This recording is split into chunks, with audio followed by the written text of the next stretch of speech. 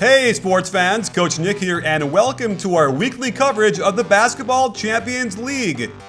We are now in the middle of the playoffs, where the last 16 teams left battle it out for a place in the quarterfinals. The teams play each other twice in a home and away series. Winning these games is nice, but to advance, you have to outscore your opponent across both games, so we'll see these teams getting up as many shots as possible. In Game 1, AEK was able to outlast Monaco in a slight upset as two of the best teams in the Basketball Champions League had to battle it out early in the playoffs. Early in the game, Monaco runs pick and roll, and watch how Mavridis sinks back trying to contain the point guard and stay with his man at the same time. This leaves him out of position to box Fofana out, and it leads to the putback dunk. Now watch Monaco defend the pick and roll completely differently.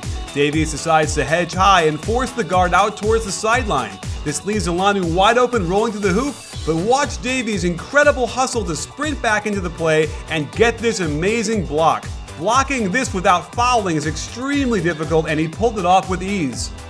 I like this AEK set where they run the guard off the UCLA cut to the low post. Then the center sets a back screen, turns around and sets a curl for Dixon to get a wide open three-pointer. Nice.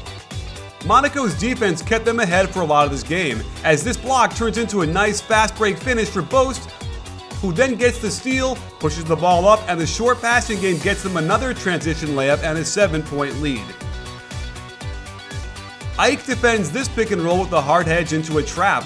Schuler hits the roll man, and it's a 3-on-2 on the weak side. AEK has no one to rotate out of the corner, and they give up the swish 3. Another terrible turnover off a bad pass on the out-of-bounds play leads Autara straight to the hoop for the absolute monster slam. And Autara is at it again, this time on the perfect execution of a backdoor play as he fools his man into thinking he's going to use the screen out towards the top, then plants and goes right to the rim. Nothing the defense can do except make things worse by fouling him. AEK hung tough down the stretch, even though this possession was downright ugly as they threatened to turn it over a few times before they get baseline penetration, one missed dunk, before finally closing the deal. Monaco tried to stay close with this nice action, a quick pick and roll that leads into a triple staggered pin down for Schuler, who gets no daylight yet still hits the triple. Curiously, Monaco doesn't foul when down 1 and the shot clock only a 1-second difference to the game clock. Remember, this is a 2-game series that deals with the aggregate score. They just don't want AEK to increase their lead any more than it is. And that's what happens, and although AEK wins the game, they only have a 1-point aggregate lead heading into their rematch in Monaco.